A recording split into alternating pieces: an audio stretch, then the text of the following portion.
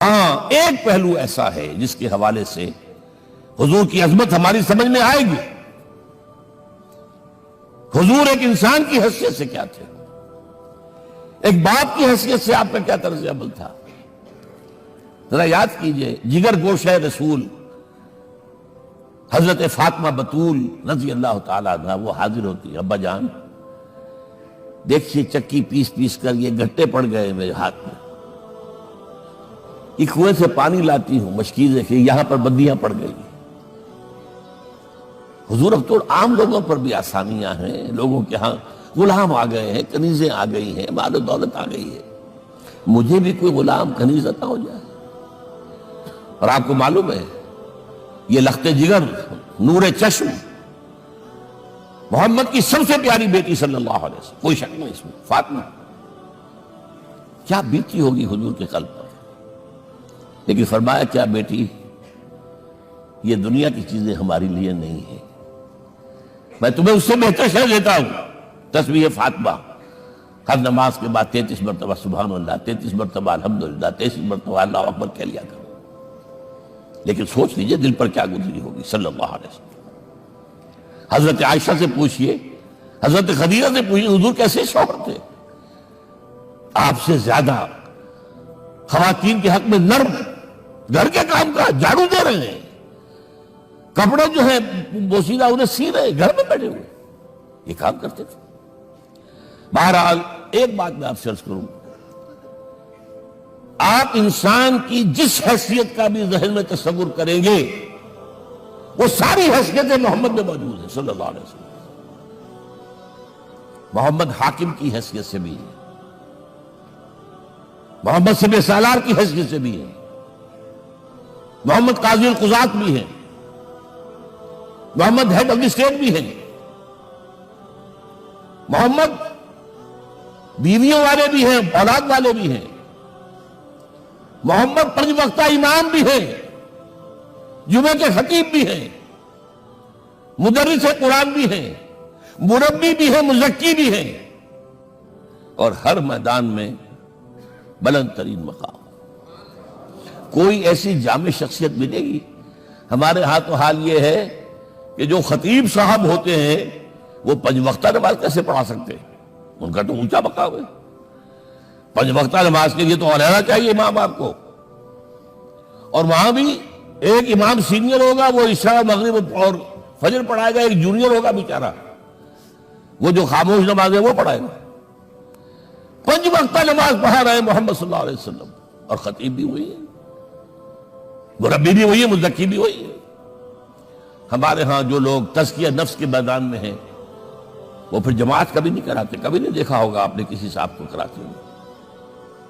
یہ جامعیت کیوں ہے؟ جامعیت کبریٰ. پہلی بات تو یہ نوٹ کیجئے, حضور انتہائی غیور انسان تھے, انتہائی غیور. یہ کہا جاتا ہے کہ اگر حضور گھوڑے اس میں سوار ہوتے تھے اونٹ پر اور آپ کا کوڑا نیچے گر گیا تو آپ یہ کسی سے نہیں کہتے تھے کہ ذرا یہ میرا کوڑا مجھے پکڑا دینا, یہ بھی گوارا نہیں تھا. آپ اونٹ بٹھا کر نیچے اتر کر اپنا کوڑا خود اٹھاتے تھے. کسی سے اپنے ذاتی کام کے لیے کوئی مدد مانگنا امکان ہی نہیں. بلکہ ایک واقعہ تو وہ ہے جب بھی میں تذکرہ کرتا ہوں میری آنکھوں میں آنسو آ جاتے ہیں. یہ ہجرت کے وقت کا واقعہ ہے. آپ کو معلوم ہے حضور نے تمام مسلمانوں کو مکے سے جانے کی اجازت دی, چلے جاؤ مدینے, چلے جاؤ مدینے. آپ خود تھے موجود, اس لیے کہ رسول اپنے مقام کو نہیں چھوڑ سکتا وداؤٹ ایکسپریس پرمیشن فرام اللہ سبحانہ و تعالی. اب حضرت ابوبکر پوچھ رہے ہیں حضور اجازت آ گئی نہیں آئی, آ گئی نہیں آئی, دن گزر رہے ہیں. حضرت عائشہ کی روایت ہے کہ ایک روز ہم نے دیکھا دوپہر کے وقت آ رہے ہیں حضور, کپڑے سے اپنا سر جو ہے ڈھانپا ہوا ہے. عرب میں دوپہر کے وقت وزٹ کرنا جو ہے یہ ان کے خلاف دستور ہے, ان کی تہذیب کے خلاف ہے, یہ قیلولے کا وقت ہوتا ہے. تو حیران ہوئے, آتے ہی فرمایا ابوبکر ہجرت کی اجازت ہو گئی.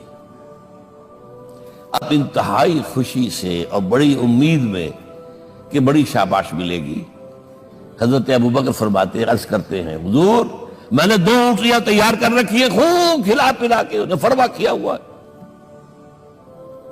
یہ ہجرت میں ہمارے کام آئے گی؟ حضور تھوڑا سا توقع فرماتے ہیں، پھر کہتے ہیں اچھا ٹھیک ہے، ایک میں استعمال کروں گا لیکن میں اس کی قیمت ادا کروں گا۔ حضرت ابوبکر رو پڑے، حضور مجھ سے یہ مغایرت، سائے کے طرح کے ساتھ رہنے والا، اس سے یہ مغایرت، ذرا سے اشارے پر اپنی کم سن بیٹی پیش کر دی نکاح کے اندر، اس سے یہ مغایرت، رو پڑے۔ لیکن حضور کی اپنی غیرت تھی، میں قیمت دوں۔ اب بتائیے مدد کا کہ یہ درکار تھی؟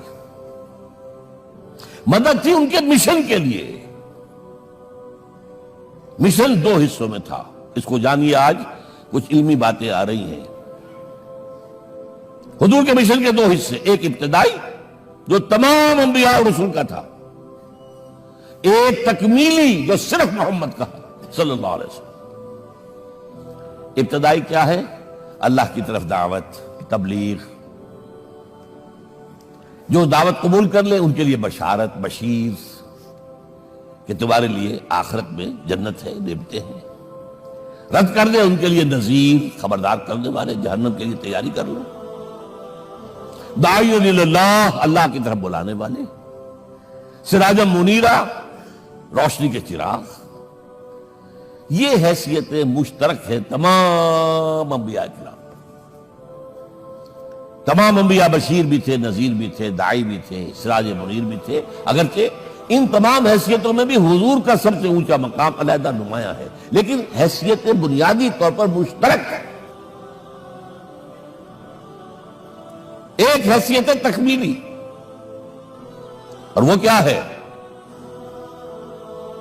اے نبی، جو دین آپ کو دیا گیا ہے صرف تبلیغ نہیں، صرف تعلیم نہیں، اس کو قائم کر کے دکھاؤ نظام زندگی کی حیثیت سے۔ 3 مرتبہ قرآن میں یہ الفاظ حضور کے لیے آئے ہیں، هو الذی ارسل رسولہ بالہدی ودین الحق لیظہرہ علی الدین کلہ۔